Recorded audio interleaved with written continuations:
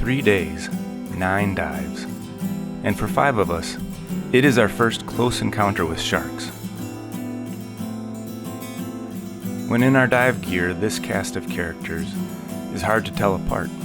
So here's a quick look at the mug shots of Kimberly, Natal, Zach, and Valeska. The crew on board includes Cassidy and Manolo, who keep us safe and well fed. And our host for this wild ride is Jim Abernethy.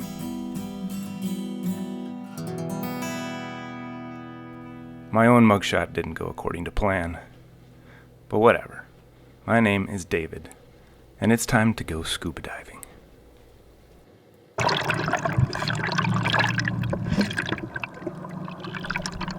Of the 9 dives, 2 are exclusively with sharks. The others are equally incredible. Diving with a pro like Jim Abernethy is eye-opening. The phrase, "sinks like a lead balloon," perfectly describes how Jim descends.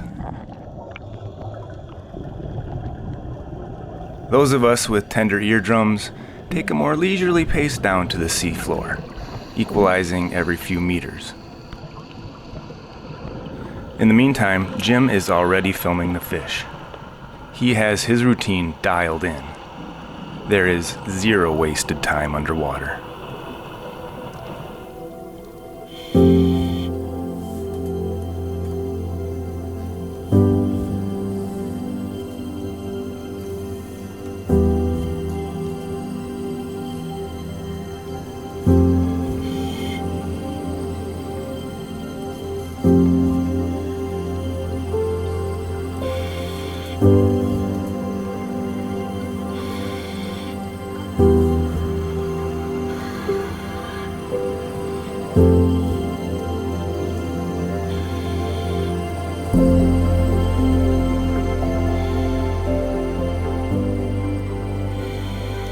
To take full advantage of the wide-angle camera lens, Jim gets very close to the action. Photography is important to his work, but it isn't his primary purpose. He lives and breathes a love for nature, and to show his affection, he gets right up in it.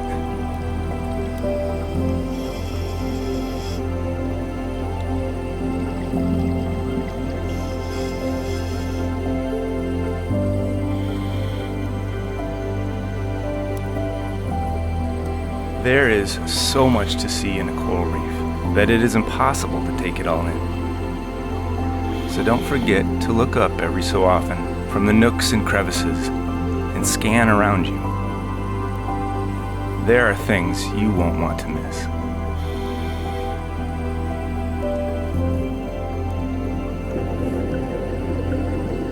I have a feeling this sea turtle took that lesson to heart too, after its near run-in with Natal.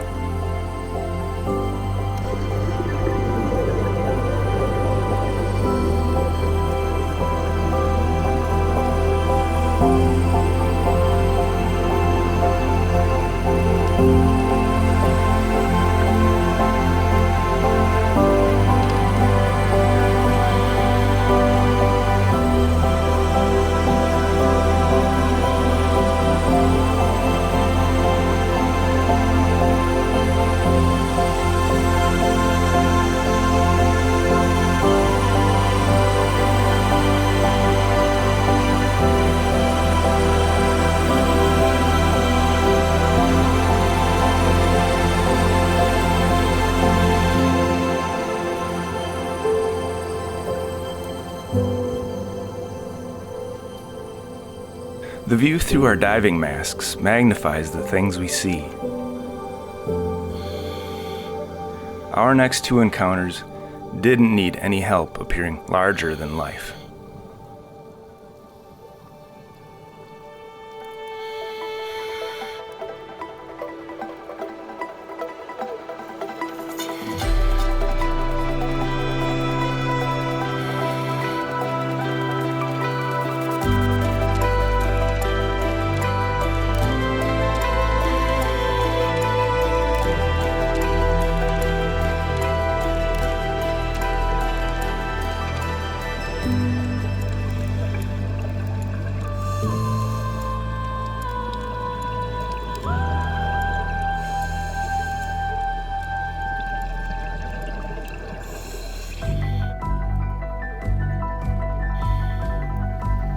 Divers use hand signals to communicate the animals that they see.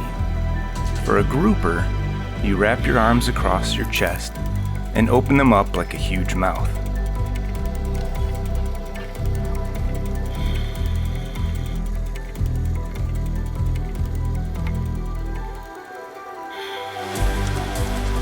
This is a Goliath grouper.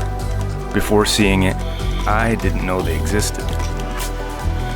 My world instantly became a better place.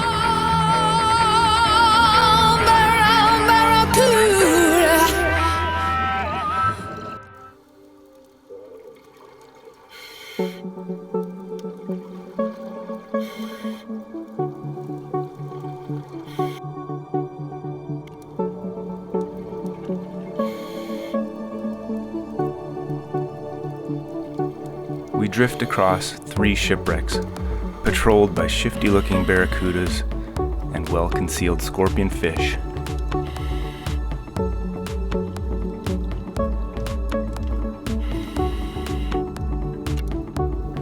Today, the current is a force.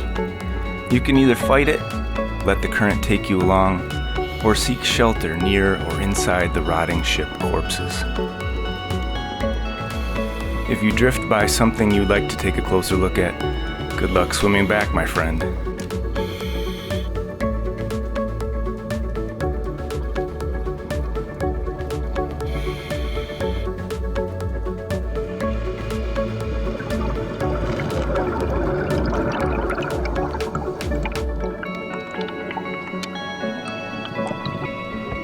Between each dive, we have about 2 hours to dry off, eat, relax, and listen to the other divers talk about all the cool things they saw, but I totally missed.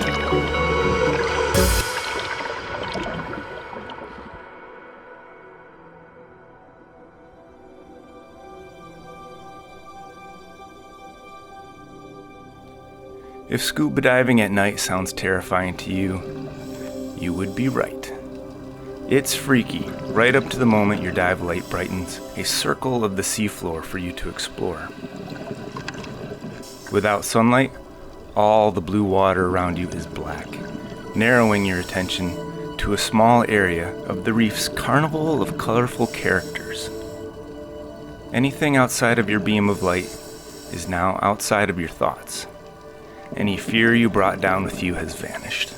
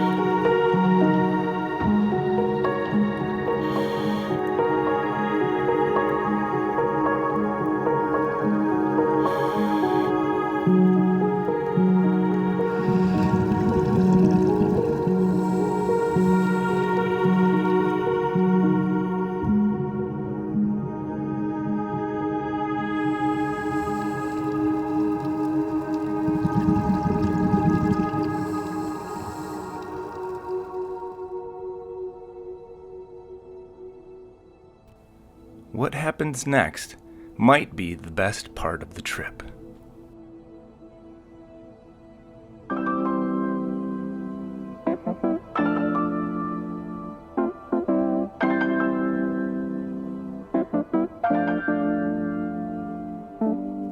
Jim is connected to a research group at Florida Atlantic University called Hot Chicks, Cool Dudes.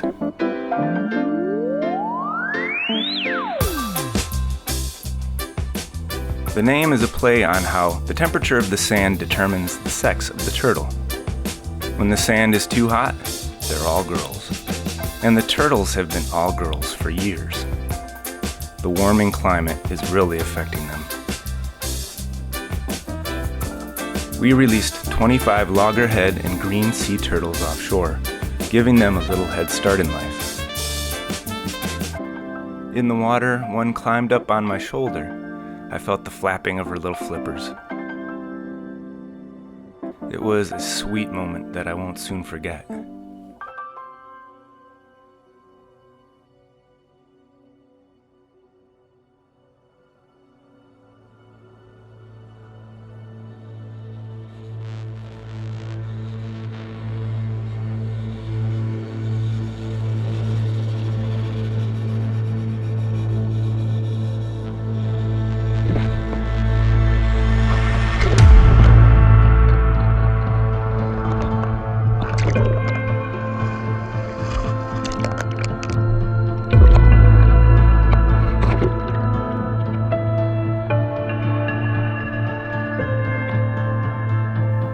"20 minutes after tossing a crate of chopped fish into the water, the first lemon shark appears. On top of its head, a chunk of flesh is missing. It looks like a white dot and makes her easy to identify. Dot has an assertive personality, and on both of our shark dives, she is the first to find the food.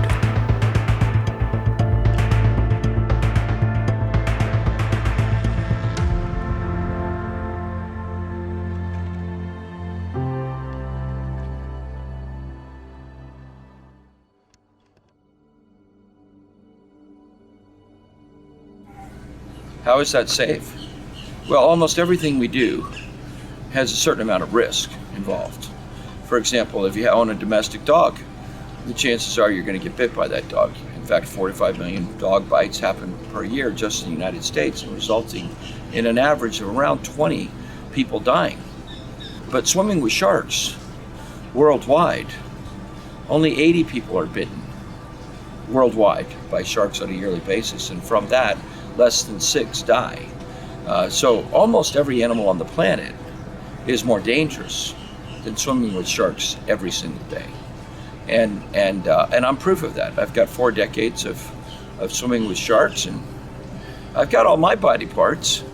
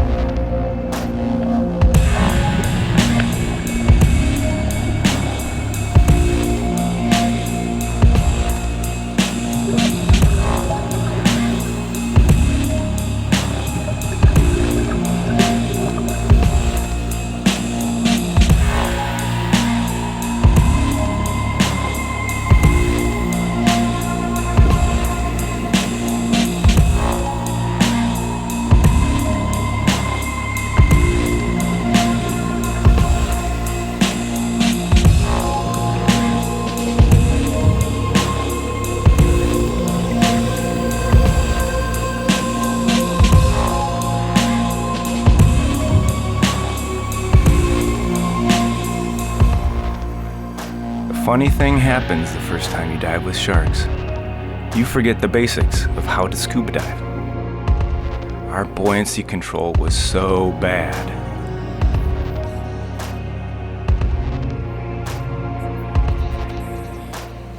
We would be so mesmerized watching the shark swim by, close enough to touch, that we don't realize how quickly we're floating up to the surface.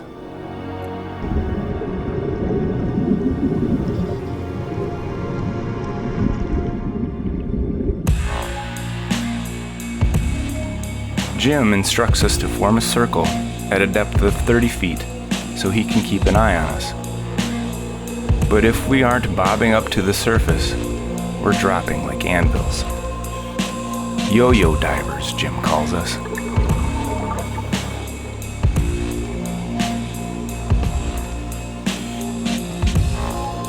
Natal, who usually has steady, consistent buoyancy, is seen here, filming his way to the bottom of the ocean. He was yo-yoing all over the place.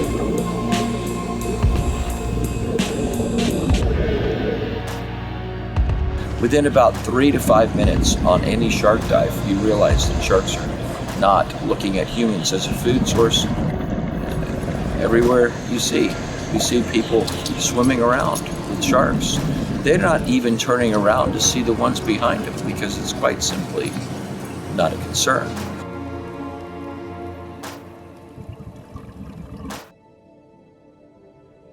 Kim had a concern though. She worried she might not get to pet all the sharks.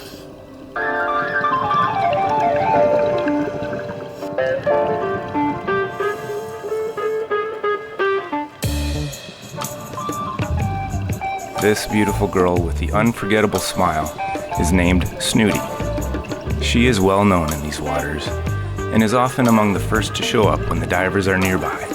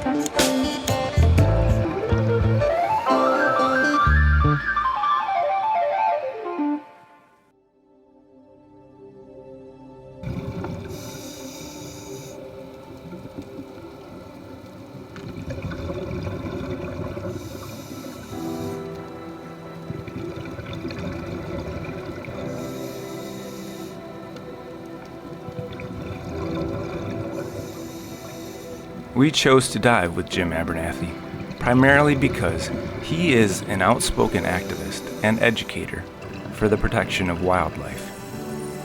For 3 days, he inspired us with his stories and also by his example underwater. His respect and passion for nature is contagious.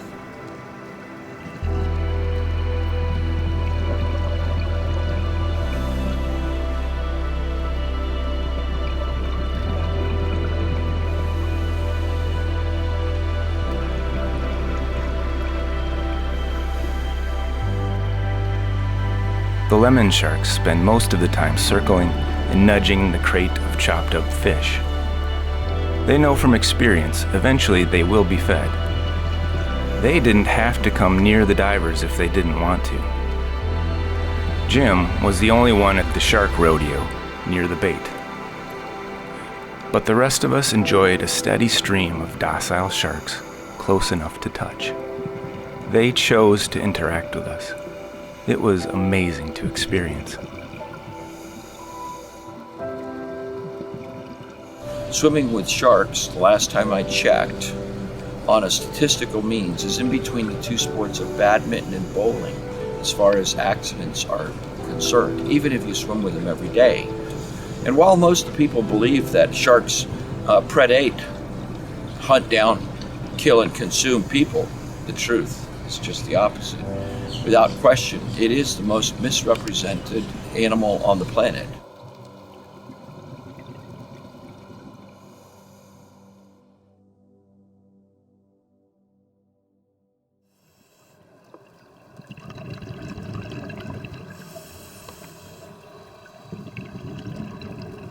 These are wild animals, and so there were safety precautions.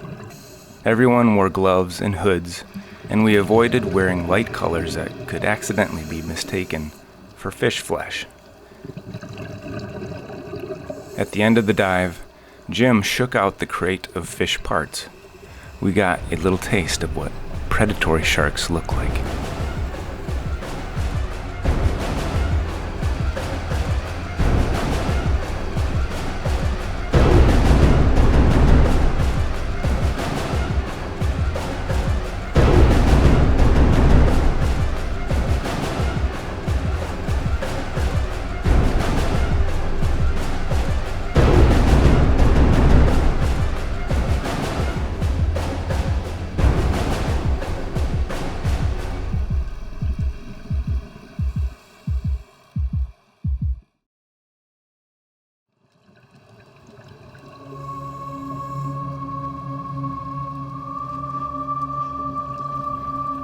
There was something about the behavior of the shark we called Dot that told me to keep an eye on her.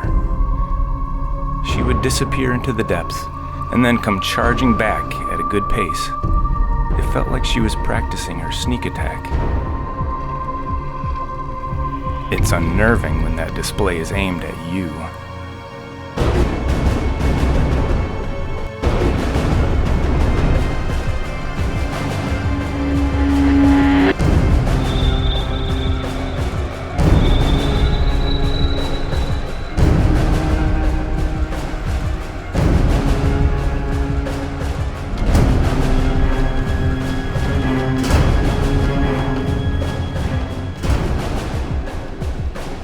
If I were to guess, I think Dot is young and still discovering her shark skills.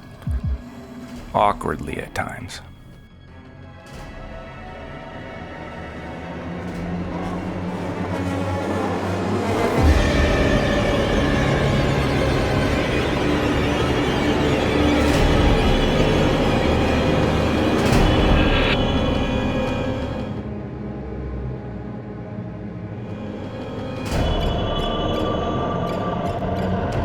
I will admit, all the comfort I felt 30 feet underwater face to face with the sharks is suddenly gone when I break the surface. Floating there with my feet dangling, my nervous fears come rushing back. If I'm not the first person back on the boat, then I was a close second.